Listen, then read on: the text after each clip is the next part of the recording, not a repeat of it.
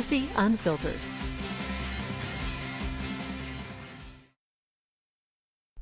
Several U.S. military officials testified on the U.S.'s Special Operations Forces and the state of their training and funding. This before a House Armed Services Subcommittee. It's about an hour.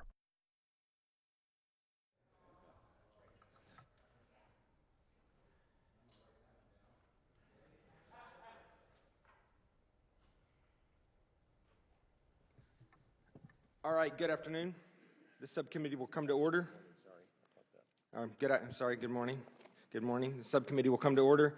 I ask unanimous consent that the chair be authorized to declare a recess at any time without objection, so ordered. Today we will hear from our witnesses on U.S. Special Operations Forces and Command and their challenges and resource priorities for fiscal year 2026. Over the past several years, our nation has confronted an evolving landscape of great power competition. Our special operators have adapted to meet the challenges posed by our adversaries while continuing to combat the continuous and evolving threats posed by violent extremist organizations, military proxies, and non-state actors.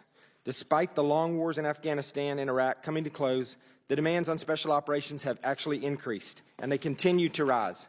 Special operations continue to be our greatest hedge against strategic distraction as they singularly respond to crisis around the world and neutralize terrorist networks with the intent and means to attack our homeland. The complexity of these no-fail missions continues to rise as the battlefield becomes increasingly contested and denied by the proliferation of peer adversary capabilities and malign influence. We similarly rely on our special operations forces to impose cost on adversaries critical to reestablishing deterrence and providing the nation with a position of advantage should deterrence fail. We ask a lot of our special operations forces, and demands on them will continue to grow every day. It is critical that we provide you with the resources that you need, and we intend to do that. We look forward to hearing how Congress can best support SOCOM so that you can continue to provide the high return on investment the nation requires while simultaneously modernizing for the challenges of the future. Our witnesses today are leaders in the special operations community. I want to welcome Deputy Assistant Secretary of Defense Colby Jenkins, performing the duties of Assistant Secretary of Defense for Special Operations and Low-Intensity Conflict. Thank you, sir. And General Brian Fenton, U.S. Army Commander of U.S. Special Operations Command. Thank you, sir. In the interest of time, I ask that the witnesses keep their opening remarks to 5 minutes or less so that we have sufficient time for questions and answers. With that, let me thank our witnesses for appearing again, and I now recognize Ranking Member Crow for any opening remarks that you have. Thank you, Chairman. Appreciate your leadership in this and the other members as well. Mr. Jenkins, General Fenton, thank you as well for your leadership. As the Chairman mentioned, we're in an era of unprecedented threats and evolution in the battlefield. You all continue to lead the men and women that are on the tip of the spear, so to speak, in that evolution.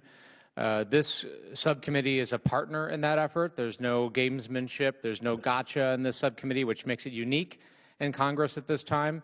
We are here as your partner. We, of course, have an important oversight role, which we will always fulfill. And ask hard questions and press when necessary. But more than anything else, we just want to get the answers to how we can better support you, what resources are needed, so that the men and women who are doing incredible things on our behalf around the world, very dangerous things, oftentimes giving their lives to protect all of us, have the best training, the best equipment, the best modernization.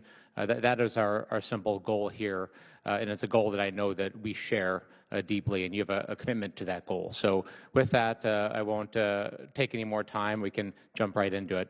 I yield back. Thank you. Thank you. We'll now hear from our witnesses, and then we'll move into question and answer session. We have a 9 a.m. hard stop so that we can, in this open portion, so that we can get to the closed portion immediately afterwards. We will be reconvening in Rayburn 2337 immediately after this open session for the classified session. Mr. Jenkins, we'll go ahead and begin with you. Good morning, Chairman Jackson, Ranking Member Crow, and other distinguished members of the subcommittee. Thank you for the opportunity to testify on the global posture of our nation's Special Operations Forces, or SOF. I'm honored to testify alongside General Fenton.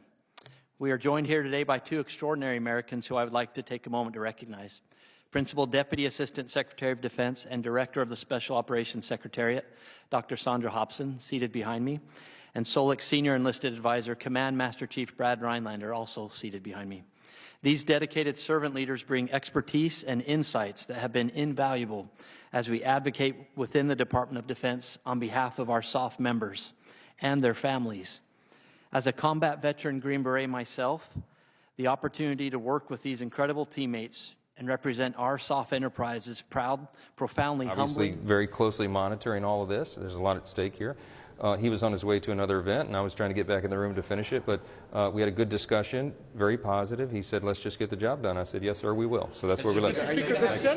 Thanks, guys. Hey, we'll see you in the morning. I thought they were saying like Mike, like. Microphone. Both of them. Mike and Mike. Microphone and Michael.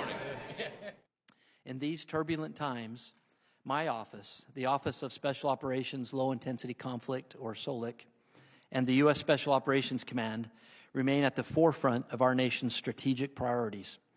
Representing less than 2% of the defense budget, our Special Operations Forces provide unique, outsized effects, adding exceptional value to the nation.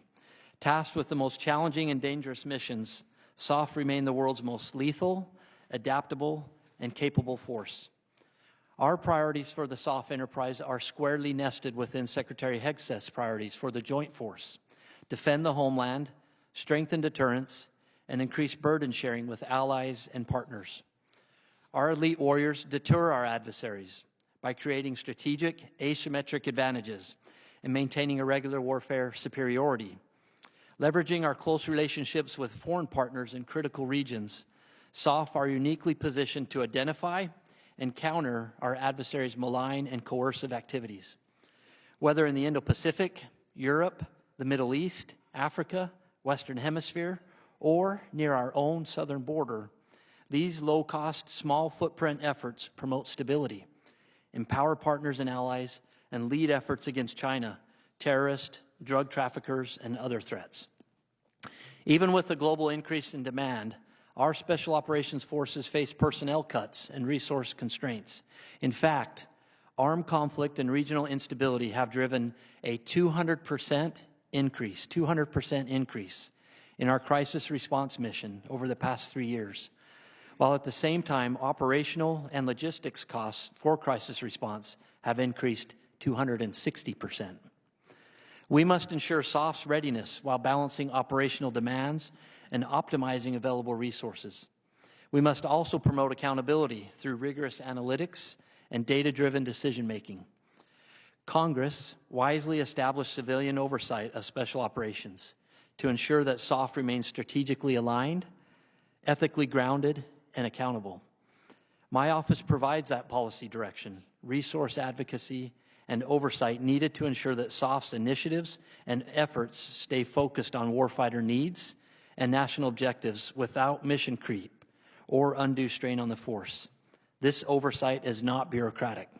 In fact, it is essential to effective warfighting. Our nation's security depends on a strong, agile, modernized, and accountable SOF enterprise. With your support, we will continue ensuring that SOF is ready to deter, fight, and win anytime, anywhere. Thank you again for the opportunity to testify. I invite you to visit the SOF community around the globe and to meet our service members and their families, and to see firsthand the capabilities that we bring in the defense of our nation. Your continued support is critical. I look forward to answering your questions. Thank you. Thank you, sir. General Fenton, you're recognized for 5 minutes. Chairman Jackson, Ranking Member Crow, distinguished members of the subcommittee, thank you for the opportunity to testify before you today. This month marks 38 years since the creation of Special Operations Command. We are thankful for Congress's incredible foresight in creating us and steadfast support ever since. Joined today by Command Sergeant Major Shane Shorter. Shane exemplifies the unmatched caliber of our non-commissioned officer corps. If you look at the hardest problems facing our nation, the darkest corners of this earth, you'll find our Special Operations non-commissioned officers solving them. Our NCOs exemplify the precision and lethality of your Special Operations teams and demonstrate our competitive and comparative advantage. They are the reason we're envied by militaries around the globe. It's an honor of a lifetime for Shane and me to represent the uniformed and civilian members of your Special Operations Command and the global soft warriors from 28 nations, along with interagency partners stationed at our SOCOM headquarters in Tampa. I'm also honored today to testify along Secretary Jenkins from ASD SOLIC. We rely on SOLIC's partnership, support, and advocacy to ensure your Special Operations warriors and their families who serve right alongside them continue to thrive and win. We're in an era of serious national security challenges. The border, communist China, Russia, Iran, North Korea, terrorist organizations all pose significant threats in isolation. However, we are increasingly seeing these threats converge across the globe. Meanwhile, the character of war is changing faster than we've ever seen. The innovation cycle now turns in days and weeks, not months and years. Our adversaries use $10,000 one-way drones that we shoot down with $2 million missiles. That cost-benefit curve is upside down. To summarize, this is the most complex, asymmetric, and hybrid threat security environment I've seen in 38 years of service. Contending with these challenges demands more from your Special Operations Forces.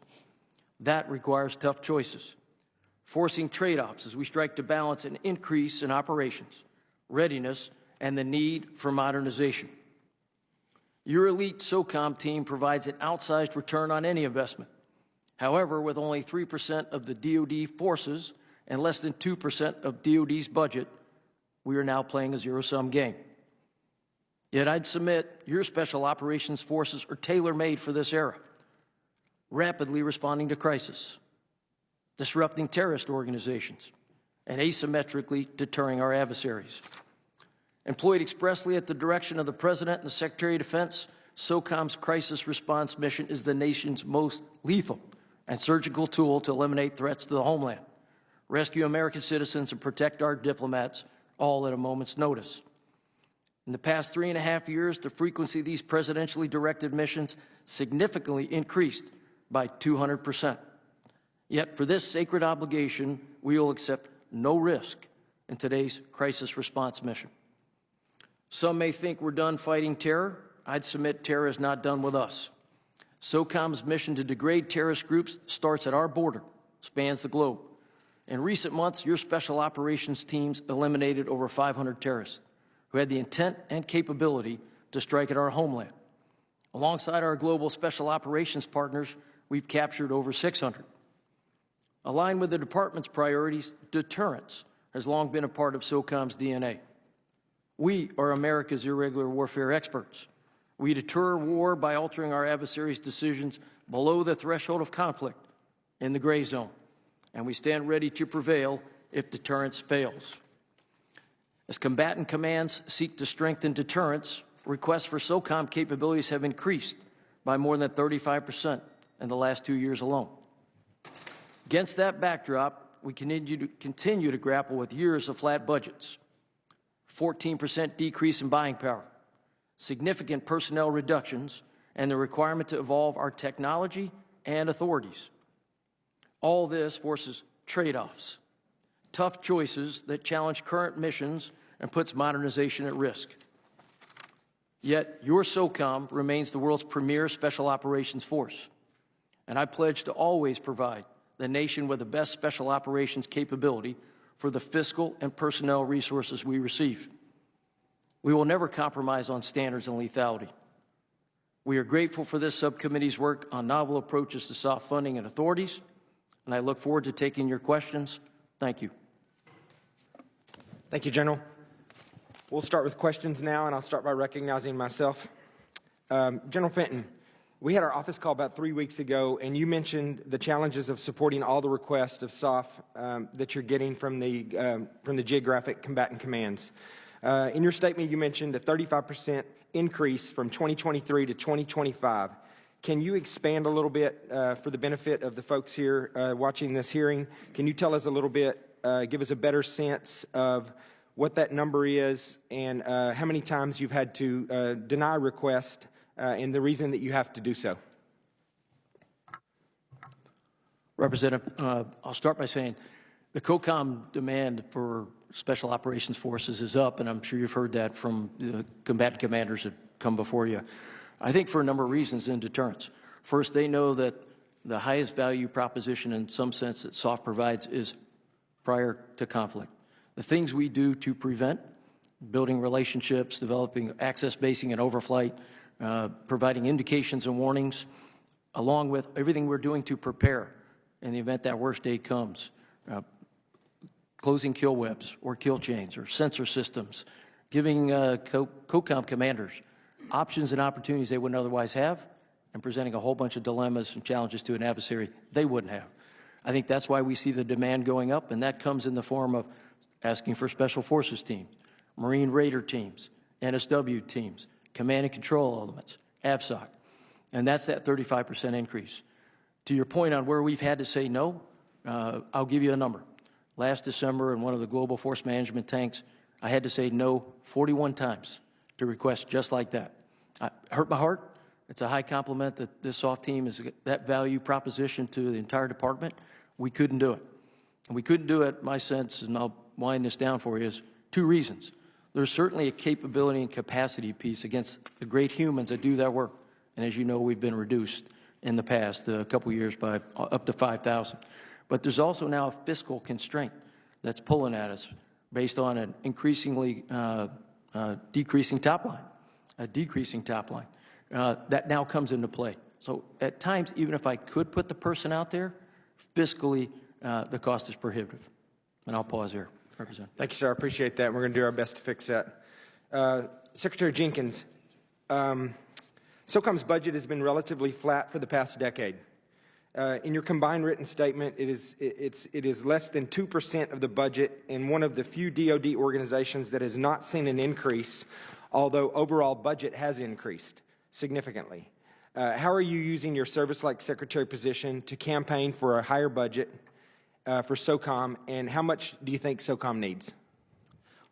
Well, thank you, Chairman. We love those kind of questions, so thank you very much.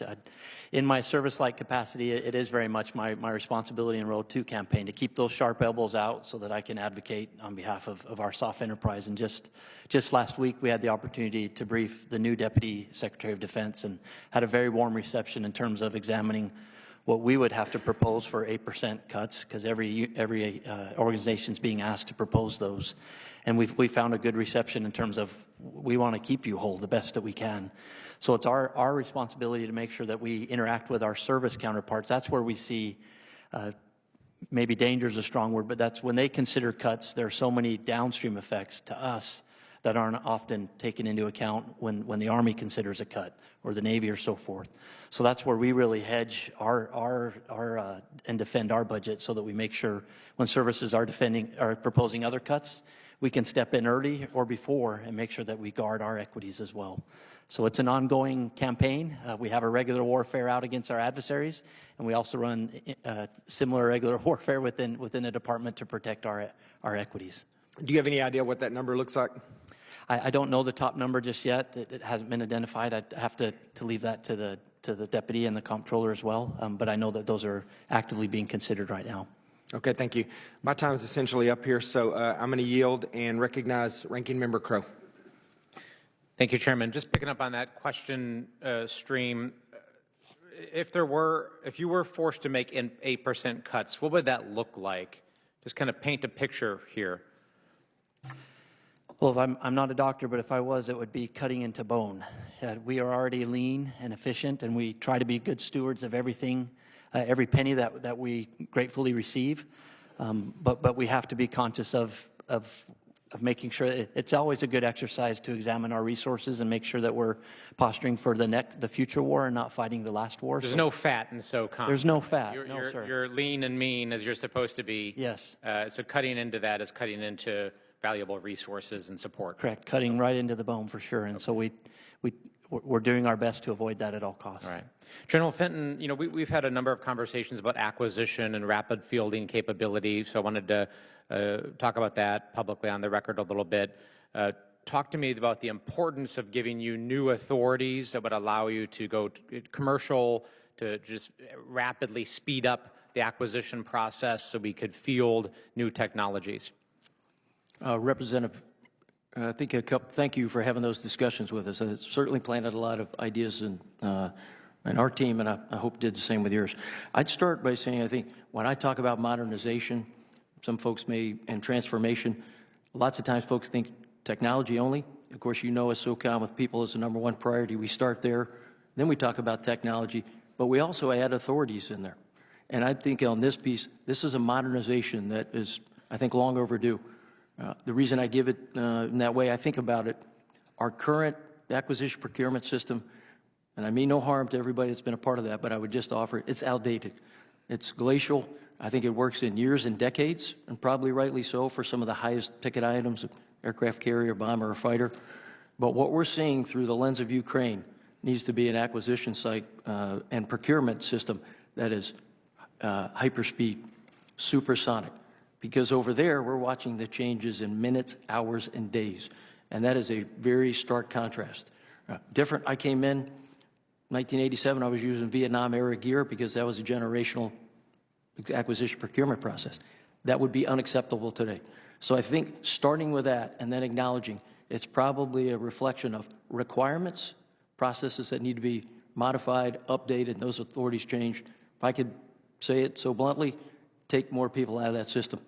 Get less hands on the requirements process, go from operator to commander, and then acquisition. In one way would be to allow COCOMs and others directly downrange performing the mission to create those requirements. That's right. And then buckets of money, I think that's a challenge. There's a lot, I would call them handcuffs against the striated O&M, RDT&E, and procurement pots.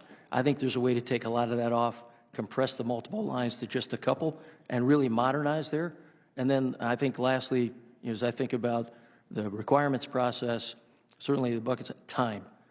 Give us an opportunity to think through multi-year processes. So 2 years might seem multi-year, I think to all of us. Multi-year probably needs to be 5 to 10 years so we can move at the speed and evolution of what we're seeing out on the battlefield. Okay. Last piece, my own combat experience underscored for me the importance of protecting civilians, doing everything possible to minimize civilian casualties, because not only is that efficient, less use of ammunition, more focus on the adversary, less distraction, but it's actually, there's a moral imperative to make sure that we're leading with our values, we're fighting with our values. We created a couple of years ago on a bipartisan basis, the Armed Services Committee that created this Civilian Protection Center of Excellence. Could you speak very briefly in your own experience as to the importance of making sure that civilians are protected in the conduct of our missions and what that means for you as an operator? Representative, I think you laid it out pretty clearly. I think it's a strategic obligation. You called it a moral obligation to accomplish the mission, and especially when we're talking about high-end kinetics of eliminating the threat, yet also making sure that we protect non-combatants, civilians, vulnerable population, because that sends a very different message that we are the United States of America, will do the mission, get the bad guys, so to speak, but protect those around it. And I think that differentiates us from the adversaries we're watching in motion right now. I think the other piece it sends is a message to the civilian population in that nation that we are absolutely there to do the missions against bad actors or bad things, but in many, many ways to be the United States of America that they know, to be, and in a sense, sending a diplomatic message that, we're here to reassure or assure. And I think you can do that in the way that you certainly SOCOM approaches kinetic operations. Thank you to you both. I'm out of time. I yield back. Thank you. Mr. Scott, you're recognized for 5 minutes. Thank you, Mr. Chairman. And gentlemen, thank you for being here. I'm going to have to slip to a Rules Committee meeting as soon as I ask the questions. But I want to mention this, and you don't have to comment on it, but General Fenton, the 18X program, my experience with it is people that we've tried to help get in. The Genesis program has pushed out, and I think the Genesis program would be more appropriately named the Exodus program. Most of the people that we would want in Special Forces are going to have a career in athletics. That means they're going to have an injury somewhere along the way, and yet the Genesis program seeks through every line of their medical history, and if they find any little thing, they force them out. So some way, somehow, we've got to find the balance between getting the right people in the 18X program and getting them around the Genesis program. With that said, the president, and I believe rightfully so, designated the cartels as foreign terrorist organizations. And he has directed our military forces to support securing our southern border. My question gets to your authorities and operations and how they have shifted to address this foreign terrorist threat from the cartels.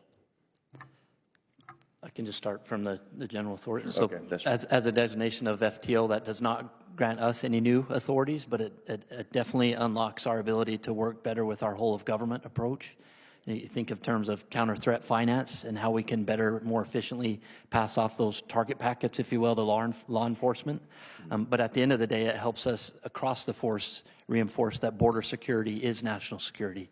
And we will be ready to defend and provide options to the president if he so chooses. But that's where we stand in terms of authorities. Want to add anything to that? Yeah, Representative, I'd say double down on border security is national security, and I've mentioned in my opening statement, you know, our part to defend the homeland, if I look at it through the lens of counterterrorism first, really starts at our border and goes out across the globe.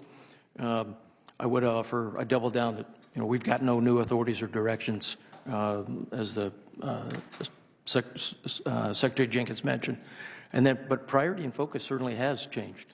And I think in that effort, you've seen an uplift of SOCOM teammates to SOC North, Special Operations Command North, working with General Guillou and Northcom in order to put together plans, assessments, and various other documents and opportunities that are required by the SecDef and by the department.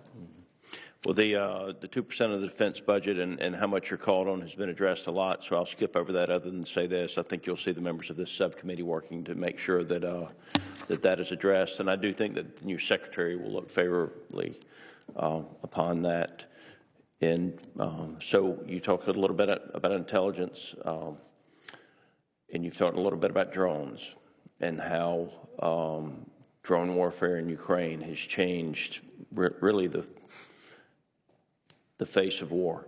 How are you working with the outside industry to develop how we're going to protect ourselves from drones?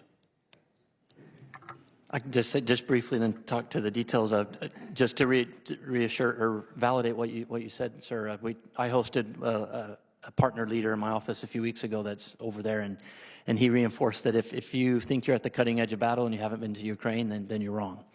And so we are actively taking the lessons that we learned there that require us to innovate daily, if not hourly, to adapt and build solutions on the spot that can be employed the next day instead of weeks and months down the road. We are definitely taking those lessons and applying them to Indo-PACOM and elsewhere. But in terms of, do you want to talk to the details of that?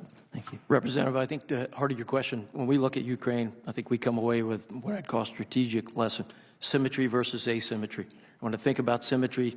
That's the things that all nations have that are military fighting nations for their worst day: artillery, aircraft carriers, bombers, fighters, and they need it.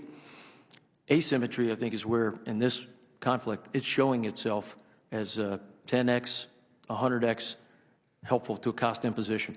And I think when we look at that, certainly through the lens of Special Operations Command, and put it out figuratively in a ledger, symmetry versus asymmetry, our sense is the asymmetry side of the house is not where we need to be. In many ways, it's probably missing.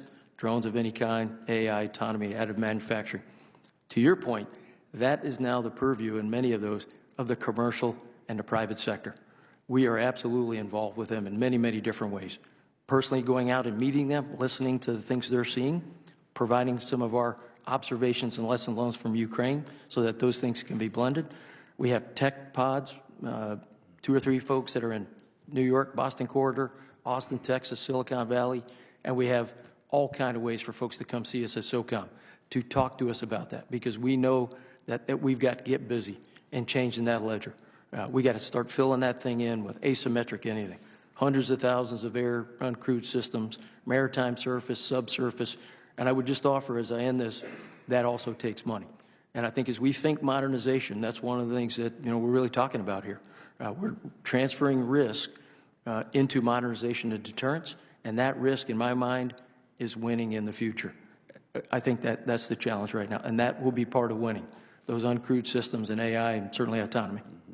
Well, I'm glad the leash is off, and I hope that you get some money to get the equipment that you need. Thank you. Thank you, Mr. Scott. Mr. Cisneros, you're recognized for 5 minutes. Thank you, Mr. Chairman, and thank our witnesses for being here today. As a former USD of PNR, I feel like I have to defend Genesis in the sense of what it does and the fact that it does give a picture of looking at the whole medical thing, but it is the services, not Genesis, that decides what is acceptable medically and what is not. But with that, being the former USD PNR, readiness was part of my portfolio, and training fell under that. So my first question, General Fenton, is going to be about training.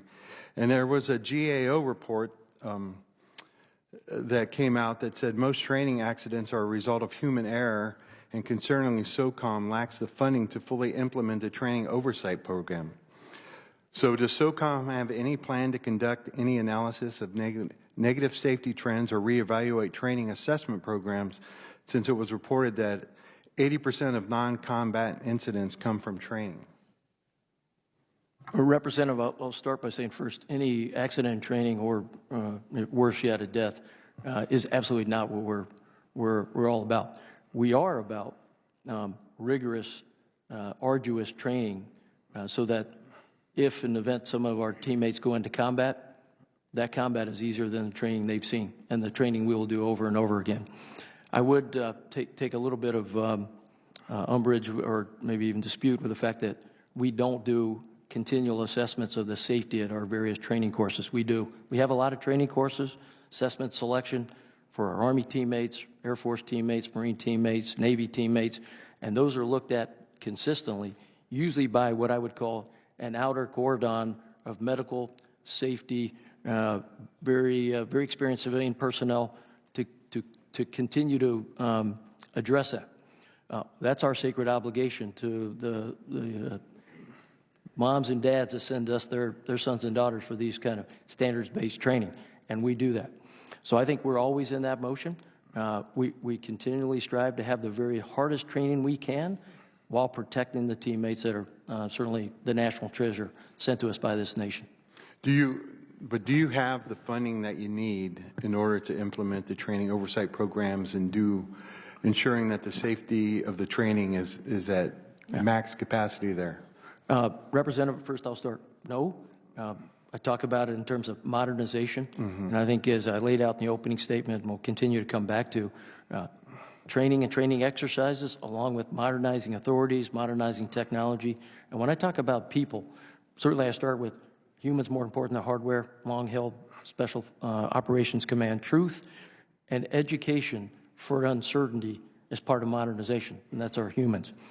We absolutely need more money to make sure we're doing that and keeping up, especially as we make our training exercises, not our assessment selection processes, more complex, more complicated, so that we emulate what we're actually seeing on the environment now.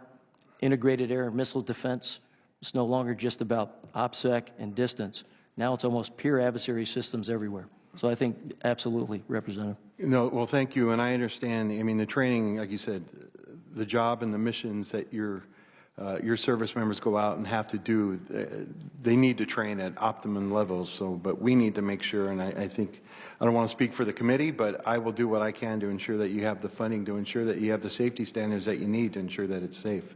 Thank you, Representative. Mr. Jenkins, just one question for you here, sir. You know, Congress created like the Special Operation Forces there to kind of almost make it like another service, but yet it's not really another service because, you know, you're not you're not in the acting role as a service chief. You're really kind of, I think, at an assistant secretary level there, right? So do you feel that the fact that they've kind of taken this and kind of put it in there and started this off there away from the services, that has kind of had an effect on the funding as to maybe why the services may not be funding this, or it's not getting funded at the level because you're not at an equal level, and yet the services don't have control over this anymore, so they're not putting in the assets that they used to? Perhaps you've landed on some key points there, and we are grateful to Congress that SOLIC exists so that we do have those service-like capabilities. I do wear two hats where I am a service-like advisor to the SecDef, but I'm also a policy advisor. So it's a unique ASD ship, as you said. And so yes, we are constantly keeping our elbow sharp, making sure that we're at the correct tables with our service counterparts, and that as they ponder cuts, we can defend our own equities and make sure that they understand a cut here in the Army affects Army SOF down here, or a cut in the Navy affects Naval Special Warfare as well. So we certainly are grateful for Congress, the reinforcement that we receive. All right, I yield back. I'm out of time. Thank you, sir. Mr. Luttrell, you're now recognized for 5 minutes. Thank you, Mr. Chairman. Thank you all for coming this morning, and for everybody in here in uniform and veterans, thank you for your service. General, preservation of the force is one of the things that I really focus in on as a member of Congress. And it's not, you kind of roll the tape back. It's not something necessarily the shooters necessarily concentrate on. I think it's more of the force that needs to apply that kind of those spaces to the special operations community. And we have subject matter experts in the special forces community. We have dietitians, nutritionists, we have exercise scientists, we have a myriad of professionals that outline everything for our operators. But yet, when this information is provided to those operators, they have to go out and buy those supplements and those nutrients and everything for that sustainment and that sustainment process. With their own money, and I wholeheartly now disagree with that. I think that should be something that is provided by the community. I'd like to get your thoughts on that and see and get your stance, because it's downstream that I'm also worried about. Once the operators, they exit the military and they start the next chapter in their life, we want to make sure that they have the ability to move forward and they don't end up bald, broken, with beards and. Just say my name. I had it. Sir, I don't want that on the record. I don't want to look in that direction. Yeah, okay. But you know where I'm kind of going. Yes, sir. Sir, thank you. I'll start with, I do want to thank this Congress and many who came before, those who come after, for the POTF program. That's huge. Inside of an organization that says people as our number one priority because they are a competitive and comparative advantage, and in plain language, they're the weapon system. And I think when you think about it that way, we look at it through the lens of human performance, right? Maybe what standards would be elsewhere for just wellness.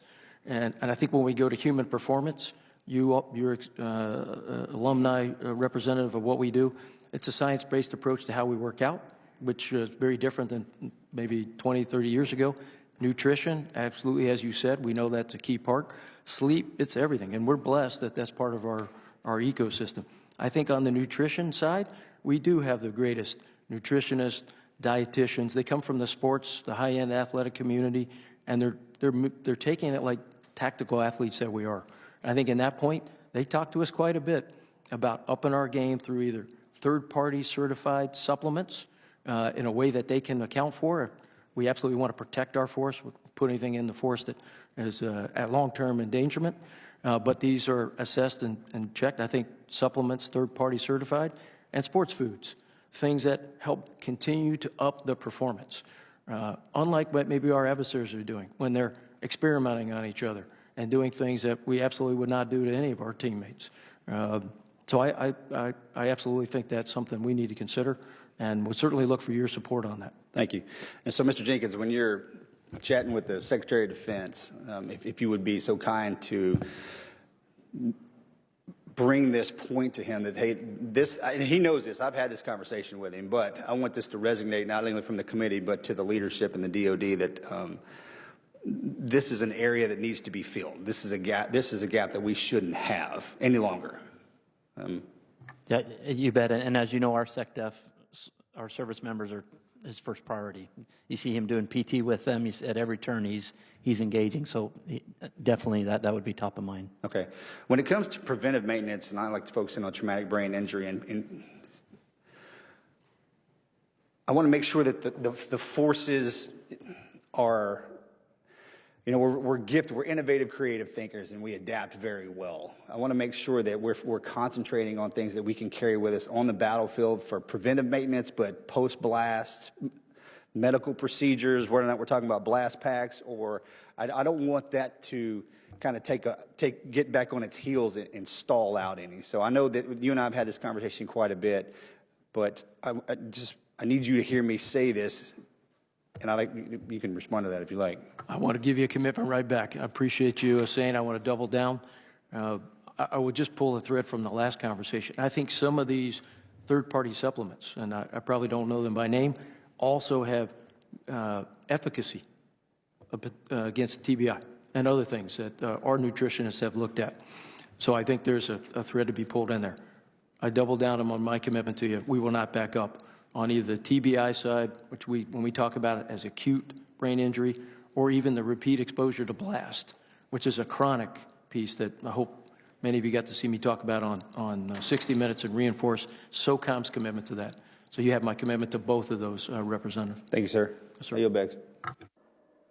Thank you, Ms. Jacobs. You're recognized for 5 minutes. Thank you, Mr. Chairman. Thank you, General Fenton, Mr. Jenkins, for being here. First, I just want to thank you for your great comments on the importance of addressing civilian harm. I know that there's some conversations in the administration about shutting down the Center of Excellence, and so I appreciate how forcefully you've advocated for the importance of addressing this issue.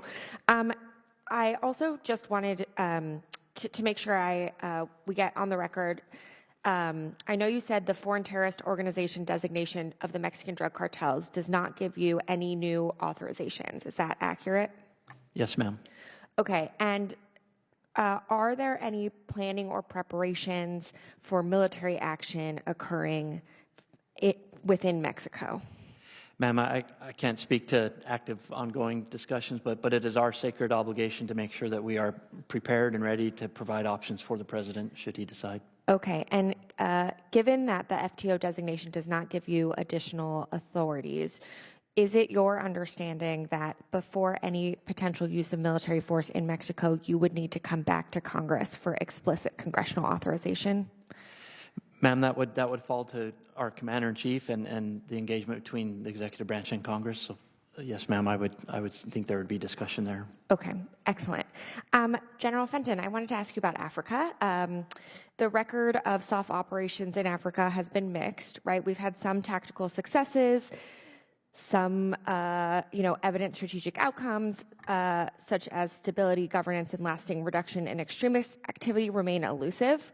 And we've seen in Somalia and the Sahel. So given these outcomes, how is SOCOM adjusting its approach to ensure that future engagements yield more sustainable results and avoid unintended consequences, such as inadvertently contributing to regional instability? Representative, I'll start by saying that when I look at partnerships, wherever they may be, and certainly through the lens of SOCOM as a premier partner organization and the way that our components and our Theater Special Operations Command do it, I probably take a bit of a long-term view, maybe all the way back to the 1950s when Special Forces and then our MARSOC, AVSOC, NSW teams all started. So I think the record is mostly on the upside in terms of partnership across the globe. I'd probably say the same thing in Africa, and I think that's attributable to when there are challenges. I think we're an incredibly fast-learning organization. What we do to address them in terms of maybe it's how we vet differently, if we're talking about certain type of forces. It could be about authorities we need modernized so that we can move faster and then meet the partner nation's demand. I think all of those really go towards, at some point, we have a common interest. We want to go from some level of burden sharing to burden owning by that nation, and at some point them leading in that burden. And I think to do that, we're always going to learn lessons, but I can commit to you that we're always bringing them back in a virtuous cycle to our force and then inserting them in an institutionalized way and then doing it all over again. That's really helpful. What do you think the lessons are then from some of the sort of strategic failures we've had in the Sahel? So I don't know that SOF has had strategic failures, just to be on the record myself. I think there's certainly strategic lessons to be learned. I think the first one, if I could give, is we need to do more information operations. I think there's a void, and this is not only in SOCOM, it's probably the Department of Defense, it's probably across the interagency.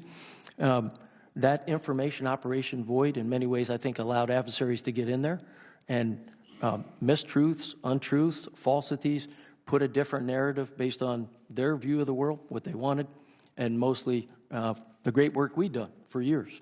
So I think information operations is number one. Silence is consent. If we're not informing and we're not leveraging that as a traditional activity, I think we're ceding space.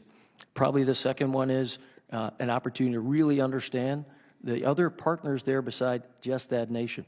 So partners from across the globe, and what are their agendas? And I think we get better at each time. Those would be the two that I'd put against the backdrop of Africa. Thank you. Mr. Jenkins, anything you wanted to add about SOF operations in Africa? We want to make sure that there are three primary lines of effort that we're focusing on: defend the homeland, deter China, and make sure that we shift burdens to our allies and partners. So anything that affects those three lines of effort, if we see threats emanating from West Africa or otherwise, we would need to take every opportunity we can to mitigate that. Thank you, though. Thank you. Thank you, Mr. Chairman. Thank you. Against my better judgment, Mr. Van Orden, you are recognized for 5 minutes. Thank you, Mr. Chairman. I noticed that my colleague from Texas abandoned his post, knowing that I have the microphone next. I just want to emphasize something, Mr. Jenkins, that you mentioned. And we've had this discussion. You've had this discussion. Mr. Cisneros brought it up. The Army Special Forces Green Berets are named after a hat, and the SEALs are named after how we go to work, right? Sea, air, and land. Those are the methods of infiltration for us to accomplish a mission. And when general purpose forces cut these platforms, we simply can't go to work. And it would be interesting to know, what is your coordination process with general purpose forces when they're speaking about cutting these platforms? I mean, is there a formalized process, sir? There are different, and thank you for calling that out, because that is very much right in our bailiwick where we need to defend our equities. There are different processes, DMAGs, RMAGs, where we are able to sit with our services, with other representatives from Comptroller and the Deputy's office, where proposals can be put forward, and we can battle back, we can defend or help. In the spirit of bipartisanship, bring up Mr. Cisneros' point. When you sit at the table, I mean, are you at the kid table at Thanksgiving, or are you like sitting with everybody and you're pulling your weight? Meaning, does your assessment have value in these scenarios? And we're speaking about cutting, multi-billion-dollar, multi-year platforms. We certainly have to. It's a constant struggle to make sure that our elbows stay sharp. Okay. But we are for example, just last week I was sitting 2 chairs down from the deputy briefing our budget, our soft budget, and had the full room to our attention and support. So but to your point, it's a constant struggle. It's a different culture to think of SOF. Oh, I know. As a service. So that's why we appreciate Congress's support, so that we are there. Very well, thank you. And I'm sorry, I'm remiss for not recognizing the Master Chief and CSM here. Thanks for coming here, boys. It's good to see you. Less than 2% of the DoD budget is spent on SOF operations, correct?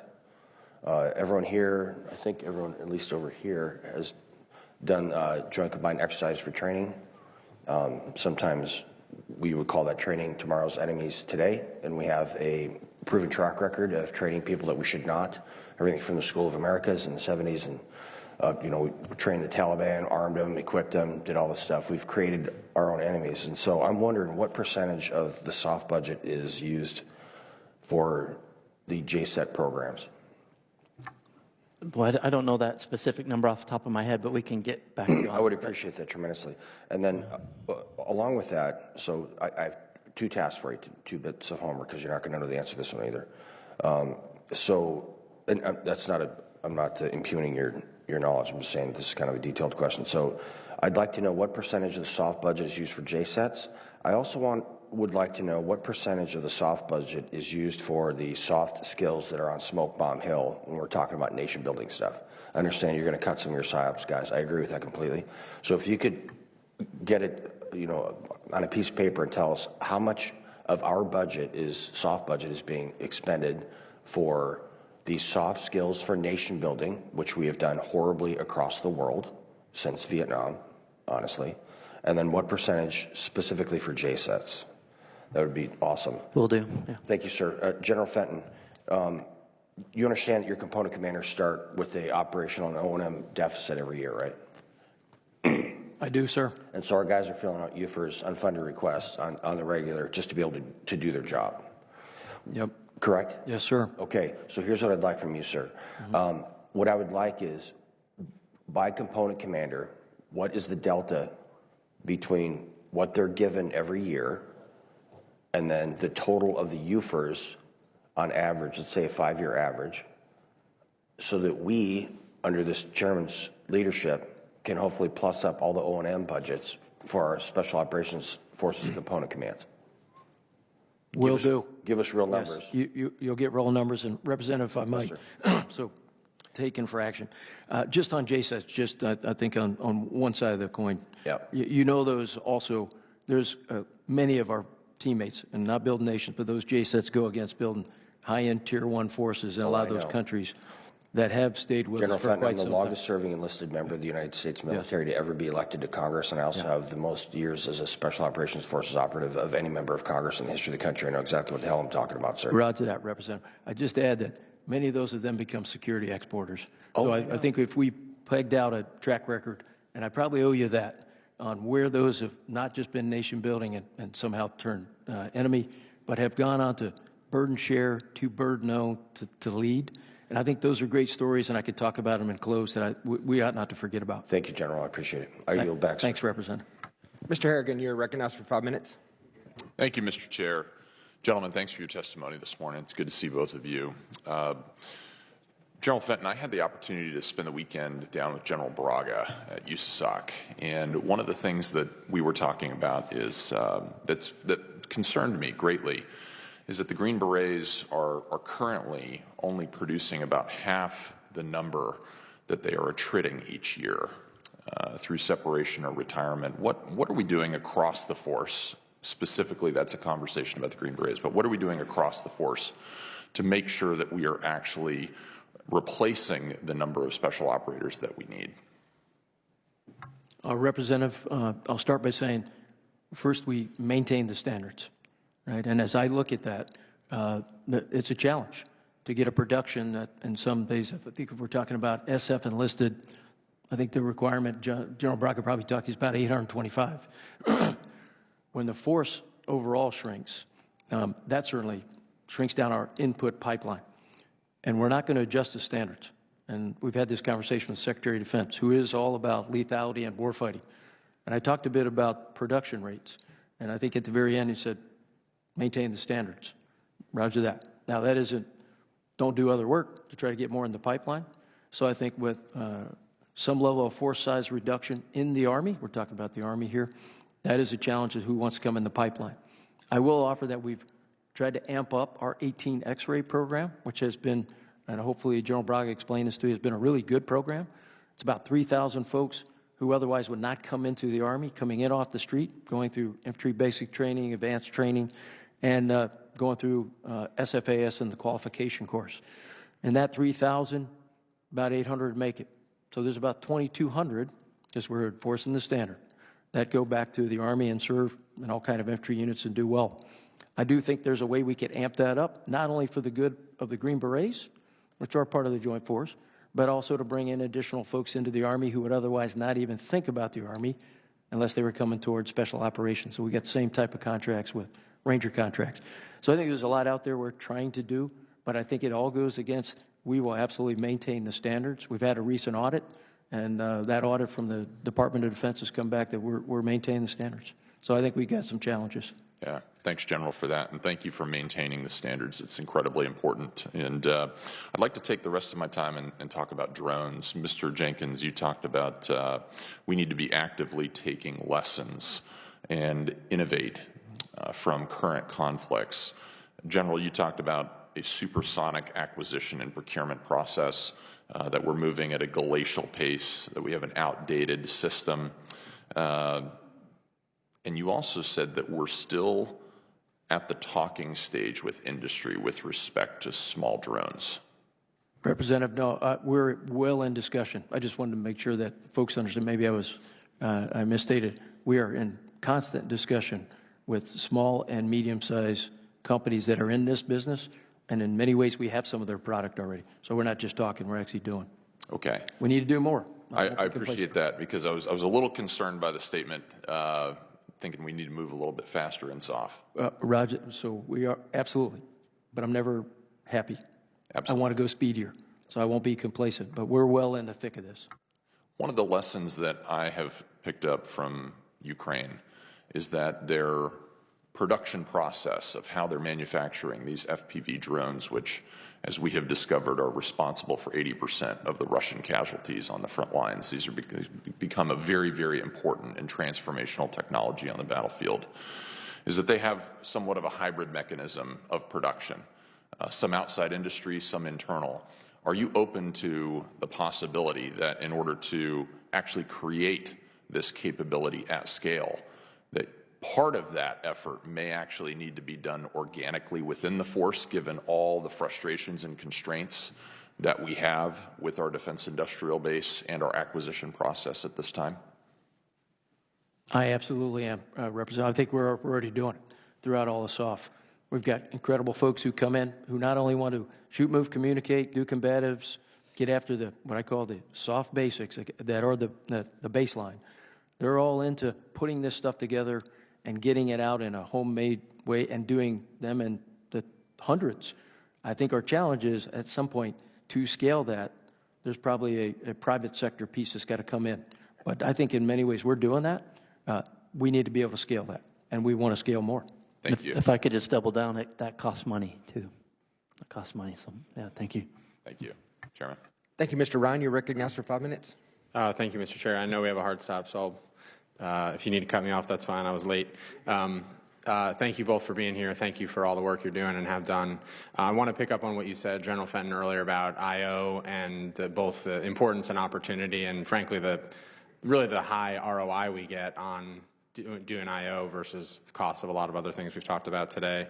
And specifically within that realm, I want to focus on MISO and Indo-PAC, MISO within the Indo-PACOM AOR. I'm pretty sure you guys are still sort of designated as the joint proponent for MISO across the joint force. As I've heard from various folks across the force, while there's a continued investment in this area, we're still seeing that across the different components and TSOCs. There's a pretty wide variety of capability and specifically tech tools and data that's available from TSOC to TSOC. Have you guys looked at standardizing tools across the force for MISO so that kind of COCOM and TSOC commanders can better plan and sort of know what they're going to get? I can just talk policy real quick. Within SOLIC, we have the Information Operation Policy Office that sits in oversight of all the I/O MISO plans across all the combatant commands. So that's a tremendous tool to make sure that our messages are synced, that we're coordinating with our interagency partners as well, which in the past was not necessarily the case. We had I/O messages going across each other, and so synchronization is working at the policy level, but then down to the tactical level. Do you want to expound on that? Thank you. I'll just hit the part of we are trying to make that a balance, as you mentioned, because we want folks to continue to innovate. And then there's a balance between standardization. And I think we're always looking at that, a representative in the right way through soft size, so we don't suffocate in innovation, which is for the here and now, modernization for tomorrow. But I would offer that where I see standardization, because I don't have the modernization money, I'm unable to scale it, almost back to the previous discussion. So I think that's a challenge. If we find something we want to bring across all the theater special ops commands, that takes funds. And I think in that arena, those are many of the other things in modernization we're not able to do. Yeah, and I just want to reiterate that I think that's one of the smartest and frankly lowest dollar investments we could make that would provide huge leverage in terms of when you have identified those, come back to us so that we can figure out how to help you scale that across. I know just I only have 2 minutes, but I want to pick up also on what I've heard as I came in around this idea of sort of burden sharing and shifting the burden. I've heard that used a lot now in the last few months, but I don't really know what we're talking about there. Can you, either of you or both of you, at the time we have, expand on that? Frankly, I'm concerned about that, given I feel like that could mean we're backing away from critical partnerships that you all have and your forces have built through blood, sweat, and tears over many, many decades. Maybe I'm wrong. Can you help me understand that? Yeah, I'll just start high, and then we'll go down to the weeds. Just from my own personal experience, for example, working in Colombia as part of Plan Colombia, working by, with, and through our partners there, foreign internal defense that's core to our mission. Building that partner nation capacity allows us as a nation to build partners that are fully. No, not to interrupt you. I understand that. That's what I'm saying. I want to make sure we continue. We're not backing away from partners. We're just making sure that those partners that have capability and capacity can now operate on their own a little bit more efficiently, and then we can have priorities. Well, go ahead, General. First, I'll happy to cover a really detailed one in the closed session, Representative, if you're there, and then I'll double down on Secretary Jenkins. We're not backing away. I think it's a key part of who SOCOM is. It's in our DNA to be a premier partner for us. Right now, almost 7,000 folks across 80 different countries, persistently present, and I think that's the way we do business. Thank you. I commend that. I agree. And I just want to make sure that is the message that we are sending loud and clear. And I appreciate you saying that, and that ask that the others in the administration continue to reiterate that we're not backing away from those critical partnerships. And Representative, I'd be derelict in my duties if I didn't say, and that cost of that is also going up.